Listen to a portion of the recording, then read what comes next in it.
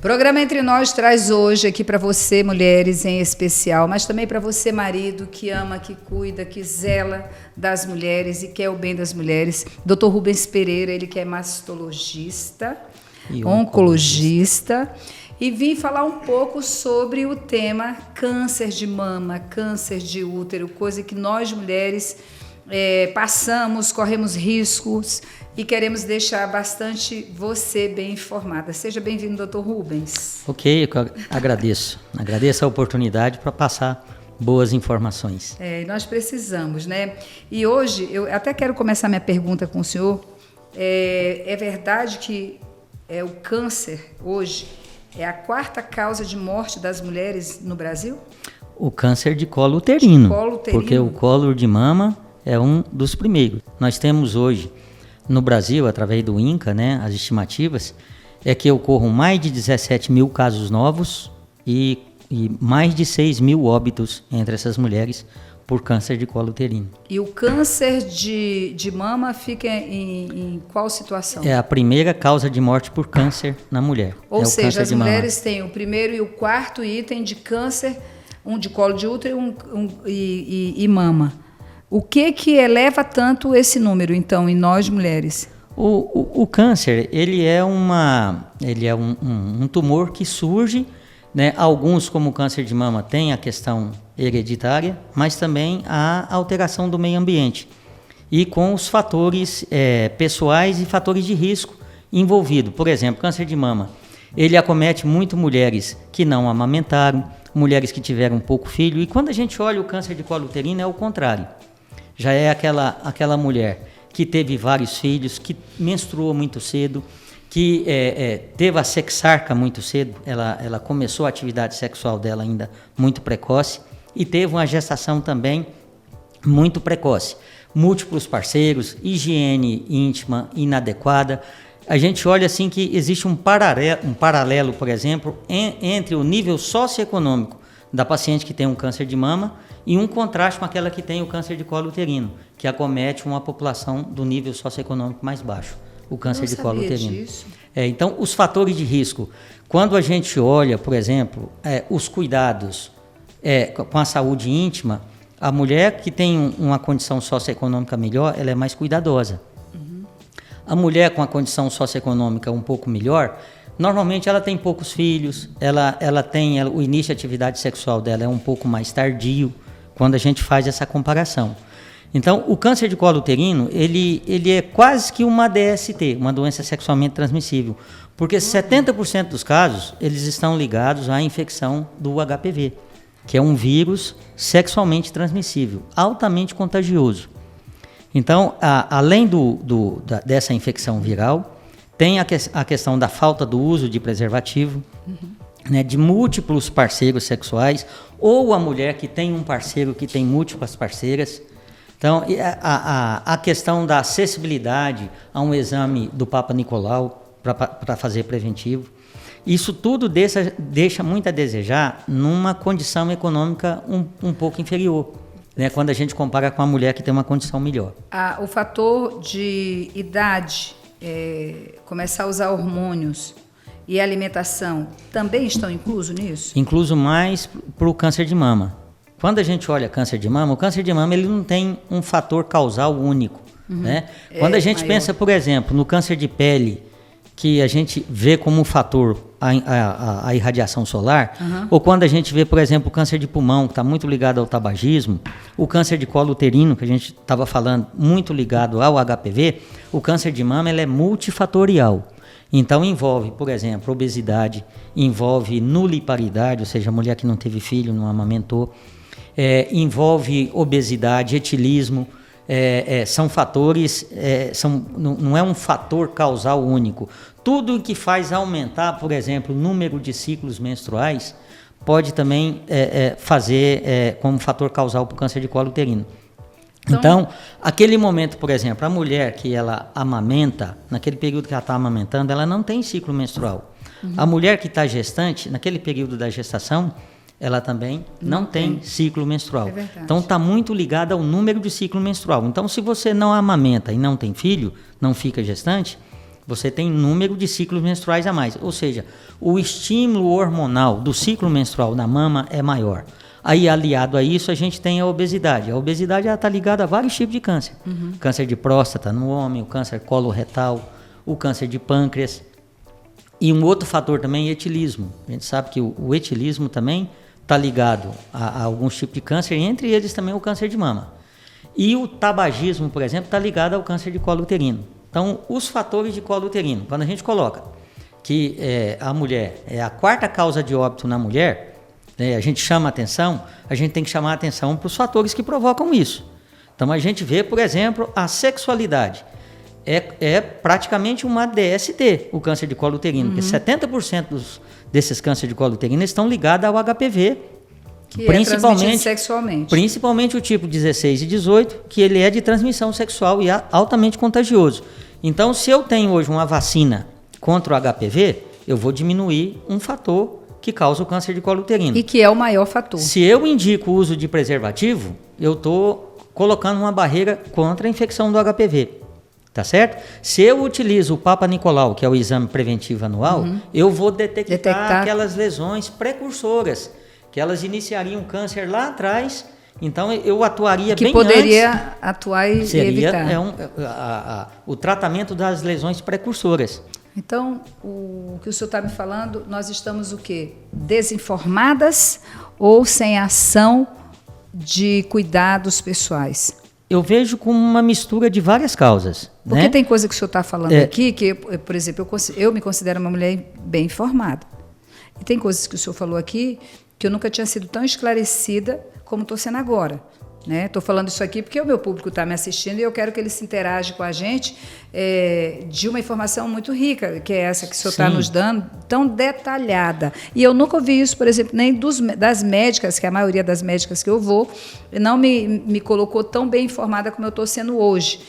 Por exemplo, se eu soubesse disso, eu estaria repassando essas informações há mais tempo para outras pessoas. Então, por exemplo, a respeito do DST, do colo do útero. Então, falta políticas públicas de informação, então, para a população feminina? Sim, isso também. Mas vamos traçar um paralelo aqui, então. Vamos colocar aqui. Aonde toda vez que a gente vai estudar a maioria das doenças, a gente olha todas essas questões de epidemiologia, aonde acontece mais, aonde acontece menos, para a gente tentar saber o que está provocando aquilo. Sim. Então, por exemplo, quando a gente fala de câncer de colo uterino, qual a região do Brasil que tem maior, por isso tudo que nós falamos, onde você acha que tem maior incidência de câncer de colo uterino? Nas periferias, nas cidades no Amazonas. Mais pobres. Nas regiões mais pobres. Entendeu? Aonde é que tem a maior incidência de câncer de mama? No sul. Entendeu? Porque são fatores diferentes que estão ligados a doenças diferentes. Quando a gente fala de câncer de mama, nós estamos falando de uma mulher por volta dos 50 a 60 anos de idade, que amamentou pouco, que teve poucos filhos ou não teve nenhum filho.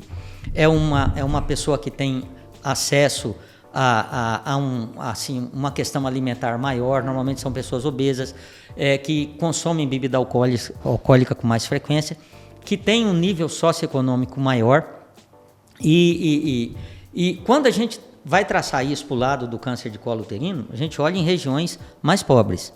Ou periferia, ou zona rural, e principalmente o norte e o nordeste, que são as regiões com maior incidência do câncer de colo uterino. Justamente por causa desses fatores que estão ligados. O que está ligado ao câncer de colo uterino? Iniciação sexual precoce.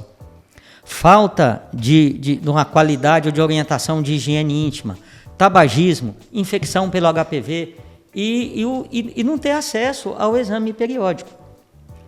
Então, por isso é que a gente olha, por exemplo, política pública. Nós vamos, então, investir, porque o que acontece? Você sabe da questão da política pública, que às vezes é melhor você agir aqui atrás, bem antes, do que você gastar com o tratamento lá na frente.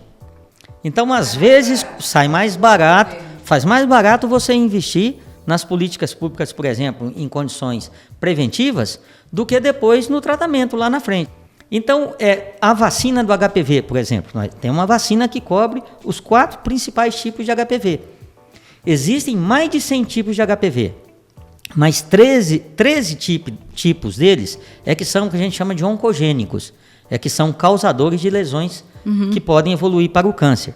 E dentre esses, o 16 e o 18, eles estão associados a 70% dos cânceres de colo uterino, e o 6 e o 11 a 90% das verrugas genitais, que são os condilomas, que são lesões normalmente precursoras do câncer de colo uterino. Então, se eu consigo pegar as meninas com 9 a 14 anos de idade, que ainda não teve contato com HPV, porque é uma oportunidade maior que essa mocinha, ela ainda não tenha tido a primeira relação sexual dela.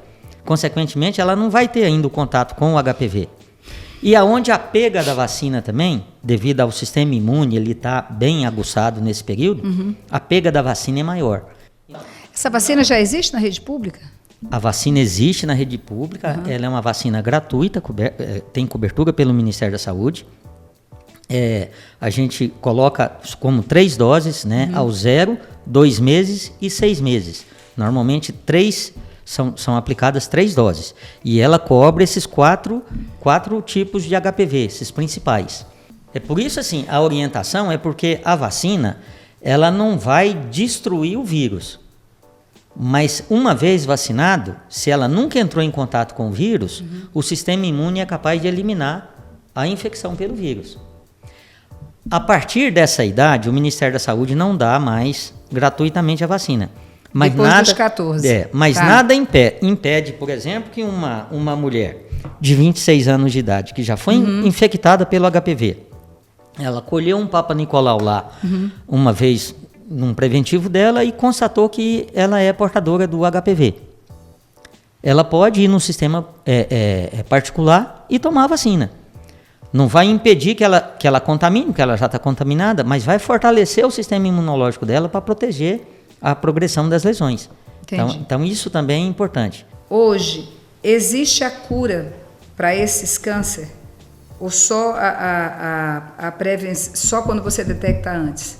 Existe cura, para todos os cânceres tem cura. Agora, logicamente, que o ideal seria você prevenir, não deixar chegar ao ponto de virar uma lesão invasiva. Depois que ela se torna uma lesão invasiva, que é o câncer propriamente dito, aí nós temos uma chance maior de cura quando diagnostica no estágio inicial.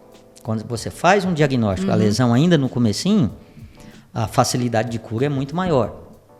O tratamento é um tratamento mais simplificado, com menos mutilações. Por exemplo, se eu pego um câncer de mama inicial, né, eu consigo tratar aquele câncer com uma cirurgia menos mutilante, com medicações que vão dar efeitos colaterais bem mais leves do que uma quimioterapia, e com uma chance de cura que ultrapassa os 90%. Quando eu pego numa situação avançada, que é o que está acontecendo agora com a pandemia, que as mulheres elas atrasaram os exames preventivos, elas mesmo detectando um nódulo palpável, ela não procurou seu médico, por causa do impacto da pandemia mesmo, que dificultou tudo. Foi quase 2 anos, então, né? A gente tem pego casos mais avançados. Nossa. E isso vai impactar em tudo. A chance de cura é menor, a toxicidade, a morbidade do tratamento é muito maior, as mutilações são maiores e os gastos muito maiores. O Brasil hoje, 40% da população consome bebida alcoólica rotineiramente. De 50% a 60% da população está obesa, está acima do peso. Aí nós estamos indo para um caminho muito... Você pega uma população sedentária e com pouco investimento e poucos recursos na área da saúde, então é disso que a gente está falando. Por isso, políticas públicas tem que ver tudo isso. Tem que ver tudo isso.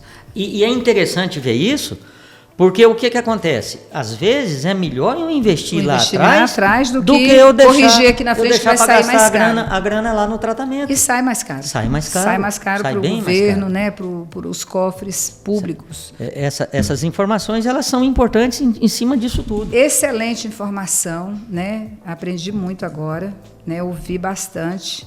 Quero falar com você que está nos assistindo, que vale a pena você repassar esse vídeo para as associações de mulheres, para as associações de bairro, convidar o Dr. Rubens Pereira para dar palestra aí para vocês nas escolas, no meio dos grupos de mulheres, vale a pena, porque são informações que a gente traz aqui para o nosso dia a dia, para o nosso futuro, para os nossos filhos. São coisas que a sociedade precisa para viver melhor. As informações para que a gente tome as ações corretas com a nossa própria vida. Nós não estamos nem falando de terceiro aqui, né? Estamos falando das mulheres, né? Do dia a dia do que a gente vive nesse mundo aí tão sedentário que nós estamos vivendo hoje, cada dia mais. Então, quero agradecer, né, o senhor está aqui conosco, nos dando essas preciosas informações para nós mulheres, para nós famílias, né, porque isso é uma questão de sociedade, não só família ou só mulher, mas que a gente possa estar bem esclarecido. Então, eu quero agradecer a Deus pela sua vinda aqui. Eu que agradeço a oportunidade. Eu acho que a função do médico não é só fazer o tratamento em si, né, mas eu acho que essas medidas, essas orientações de suma importância. Se todos, né, abraçassem esse tipo de causa, hoje a gente está vendo o Brasil, ele está correndo atrás com essas medidas de conscientização, de orientações, e eu acho que a gente vai chegar, nós vamos alcançar ainda o primeiro mundo. A gente vê hoje as políticas bem mais eficazes lá fora, mas o Brasil caminha a passos largos. E eu acho que a gente chega lá. E com essas medidas, com esse tipo de informação que você está fazendo, convidando profissionais que da área. Ajude a esclarecer isso. Então é de suma importância esse tipo de palestra. Obrigada. E agradeço a você que esteve conosco, porque aqui a estrela é você, que aprende junto conosco, que cresce junto conosco e que a gente fica feliz porque todo dia você está aqui entre nós. Um grande abraço a todos.